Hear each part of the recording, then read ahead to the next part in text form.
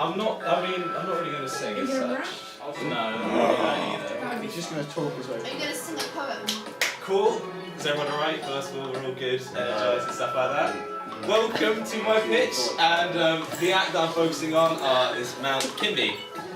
And I'm controlling everything over here, over there. Cool. So the brief was to produce an art-focused music video for the artist specifically, and to use the whole song in its entirety. Often I find that because everything gets shortened down to go on the TV, they'll often cut out parts of a song in order to make it like 3 minutes or so. Well, I was asked in the brief to use the whole song in its entirety, and to utilise codes and conventions like cutting to the beat, jumping all over the place with different locations and a variety of actors in different settings to help construct a story. And the video debuted at a public exhibition on the 20th of June.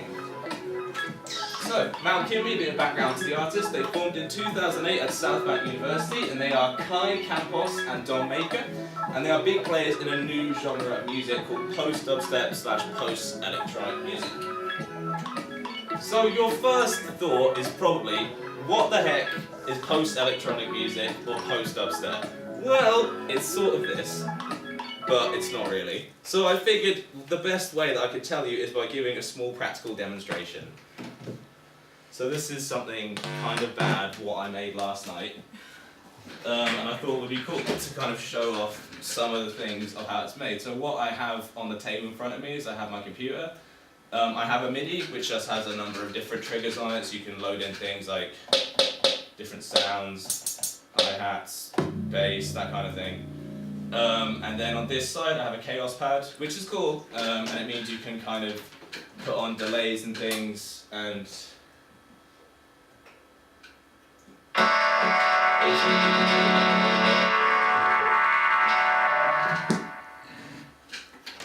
so one of the main codes, or one of the main things that kind of defines post-dubstep music is its use of complex layering in songs, and it uses a lot of sampling as well. So what I'm about to show you uses a variety of different noises taken from all over the place. Like one, if I just turn the effect off, one that you will probably recognise. Where is it? There we go.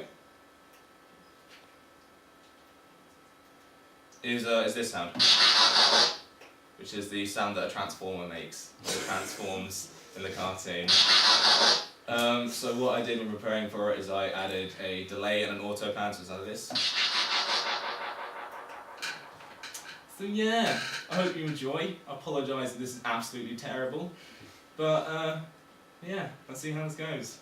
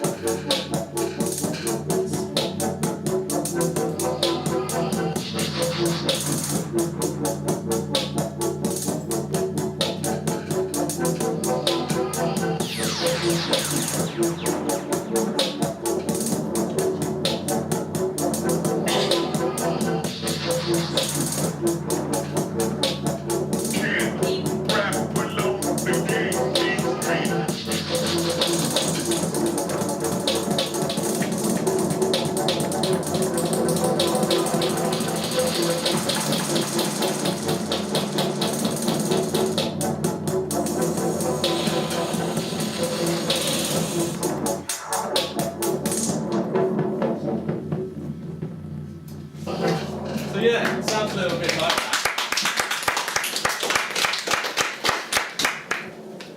Oh, I'll just turn off the thunder and lightning noise.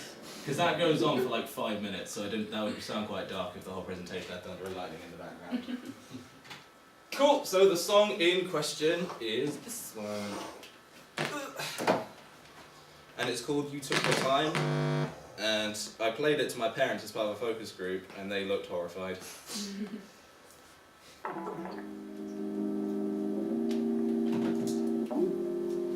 And the vocals you're about to hear are by the London-based singer, producer person who goes by the name of King Cruel. He has a really deep voice, and some people like him, some people don't. You see me, I killed a man. So it uses quite a simple synth for the whole background, and as the song goes on, I'll skip through a little bit. It builds up until it comes to quite a loud finish. To watch his mind see.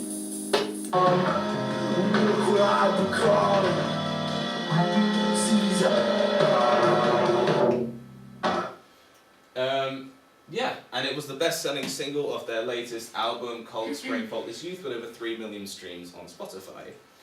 So, listening to that type of music, that's just getting a brief introduction to what that is, can any of you think of, like, who do you think will listen to that? Just off the top of your head, who do you think, what kind of people will listen to that? Just take a wild guess, doesn't matter how weird it is. You picture in your mind the kind of person who'd enjoy that kind of thing. Uni students. Uni students, yeah. Cool. So my idea is a lot of the lyrics focus on the theme of loneliness.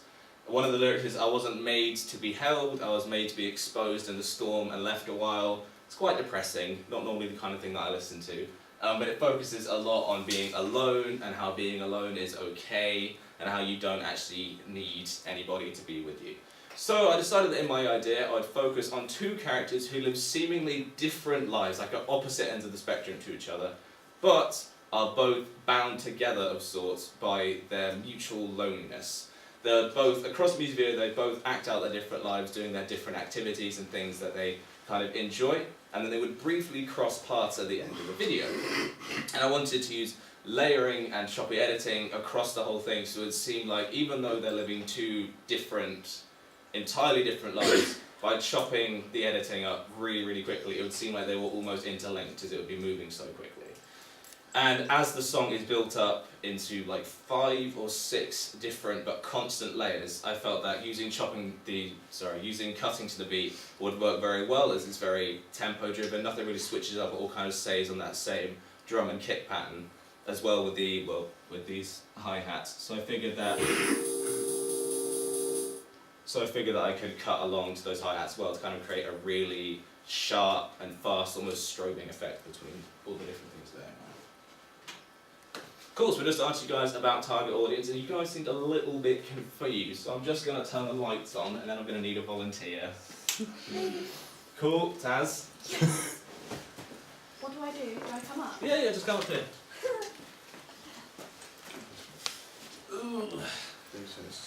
So what I'm going to do is I'm going to stick on the Mount Kimbie song I was playing as I was setting up. Actually, no, I'll put on this one. So if you're listening to this kind of thing, how would you imagine that Taz would be? Let's say she was a die-hard Mount Kimbie Bonobo Games Blake fan. Take a shoot, just a wild shoot in the dark. Would she enjoy going out? But it's more of a chill vibe. Quiet person. Yeah, you guessed right, put on the hat.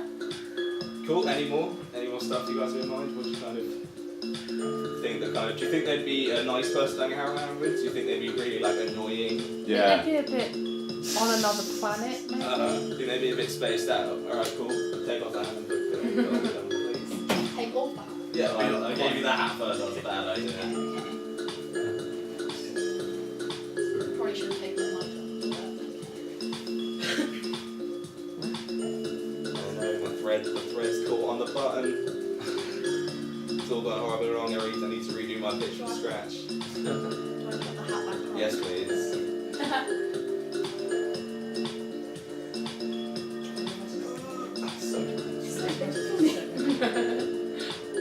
We can keep it if you want to live the... Cool, well whilst I'm unbuttoning this shirt, can any of you carry on with what we think? So we've come to the conclusion they'd be a bit spaced out. Whenever I said you think they'd be a bit annoying, Patrick, you were like, yeah. That's just because I know Taz. Yeah. But she's not your typical target audience, is she?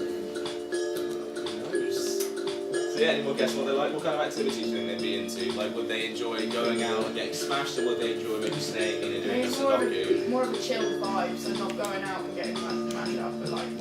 Yeah. House party, staying home with a friend. Okay. Yeah. Cool. Put on the super cool shirt.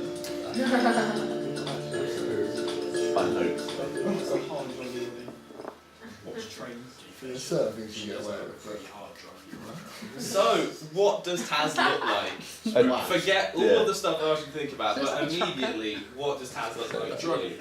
Just like a druggie. Acid. Acid. Yeah. She's like a boy. Homeless. Straight. Yeah, a homeless person. It's like a homeless person. All right. Well, I think you can either keep them on or you can like go and sit down and keep them on. But I think the target audience would describe the target audience would often find that they'd be dressing exactly like that, and they wouldn't like to use the words homeless, like a hobo. They would prefer to use the word alternative. Homeless. Boom! Target audience are stereotypically introverted. They have a select group of close friends. They are within class E to C1, often working in more alternative jobs like coffee shops and vintage clothing markets. I don't even think this is a real job. Or as bloggers. So they run an Instagram page or something like that. They're within the age range 18 to 25 and would often be described as pretentious and as really annoying. And they often come across as intellectual and enjoy music with deeper meanings. They're the kind of people that would say, real music died when Kurt Cobain died. That would probably be one of their catchphrases. They never died. Why is my production appropriate for my target audience? Because it has the deeper meaning that they would lap up immediately. And it helps the audience understand the meaning behind the song. It's quite difficult to understand what the vocalist in the actual track is saying. So I figured by carrying the theme of loneliness and that theme of kind of being quite depressed and translating it into a video, it means that the audience will be able to understand it so they can have more of a connection with the song itself. And the target audience often has an interest in fine art and they enjoy movies like Place Beyond the Pines, they love Stanley Kubrick films, Alfred Hitchcock, stuff like that. So I felt that by taking more of an art-based approach to making a film, they'd probably enjoy it a bit more and be able to talk about it with their friends and pretend that they understand it and stuff like that. Cool, market competitors. There aren't many, but the market competitors that are there are really fierce and have a much bigger head start on Mount Kimbie. The first of which is Bonobo. He's been in the music industry for around 25 years, and he got into it through the more traditional route of like pestering radio stations by running DJ sets, dropping in his own songs, and slowly and gradually built his way up to be one of the key players in developing this new style of electronic music. It's very acoustic based. It sounds like you could sort of make it with like a guitar and a load of synth pedals, and he's gained a reputation as being one of the best live performers out there, often incorporating huge orchestras and huge amounts of live instrumentation into his live performances. So what I have on the next slide is one of his music videos, which was the song I was playing as Taz was getting dressed.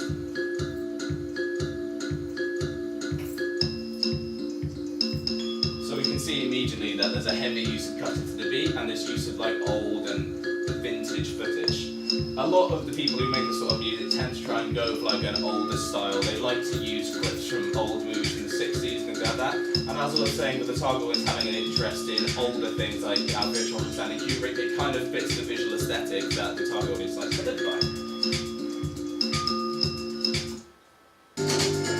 So, to further enforce the idea behind that, once they're trying to introduce a variety of layers, we can see that as the song is built up, so have the visuals for the music video, which is what I intend to carry across into mine. And as the song builds to its quite cacophonous ending, I'll be adding in more and more visual information and different shots to really kind of speed it up, build it to a huge climax before bringing it all the way back down again. So Bonobo has already given himself God status as far as this genre of music goes. He's pretty much kind of like a household name if you're into this kind of thing. Like if you were trying to get into the music, most people would say, oh yeah, try Bonobo first, or usually listen to Bonobo. And lots of people say like, oh my goodness, I love Bonobo. That kind of thing. That's what the target audience likes to do. No, not you again. Cool, the second one is James Blake. First of all, his jawline, I want it immediately. And a fun fact about James Blake is that he used to actually be part of Mount Kimbie. He used to play keyboards in their live band. However, he left them and has moved on to bigger and better things, which is probably really annoying for Mount Kimbie, as if they'd held on to him, they may be more successful than they are now. You may have heard this song before.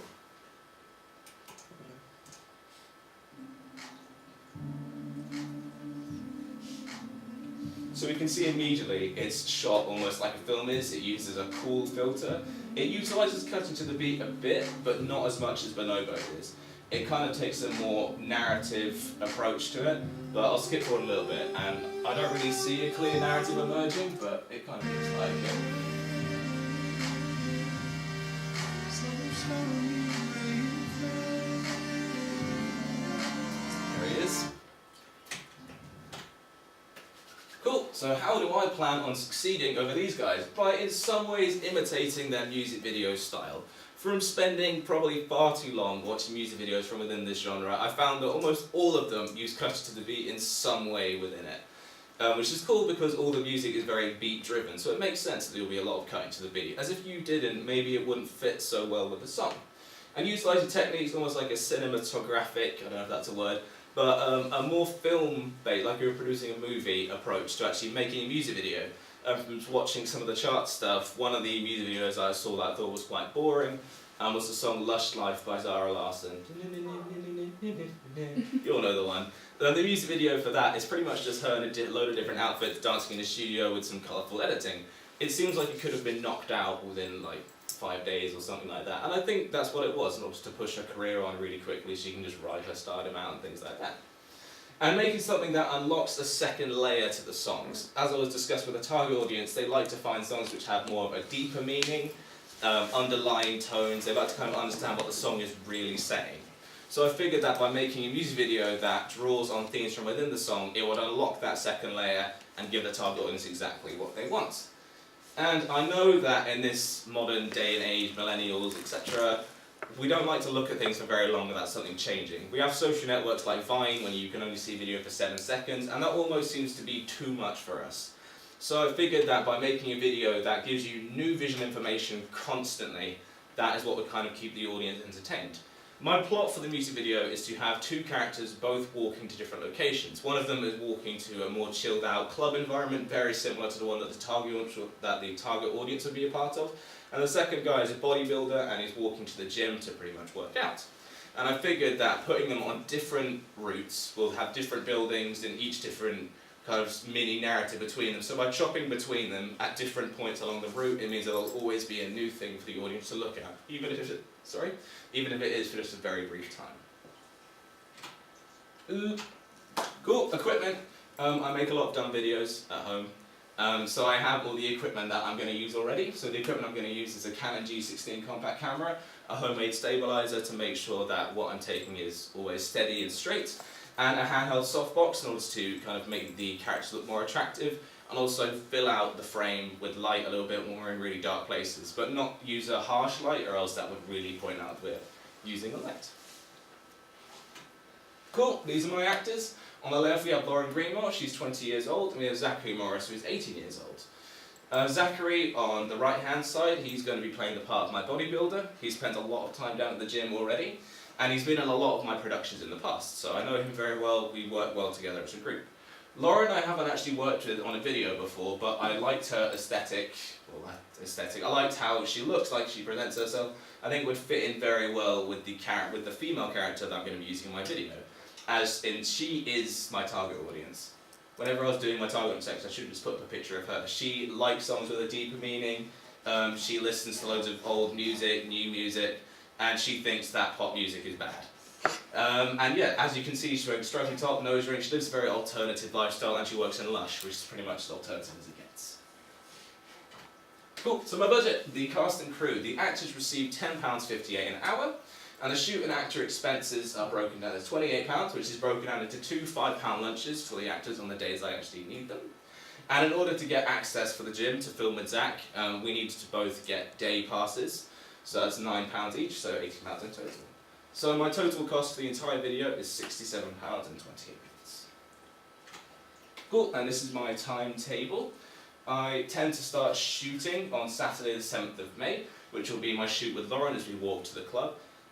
Essentially, when it comes to filming, I'm going to be shooting a variety of long walking shots of her, which seem quite boring by themselves, but once I get both the inside of club footage as well as the walk with Zach and his footage inside the gym, and by chopping them together I think it could create quite an interesting effect.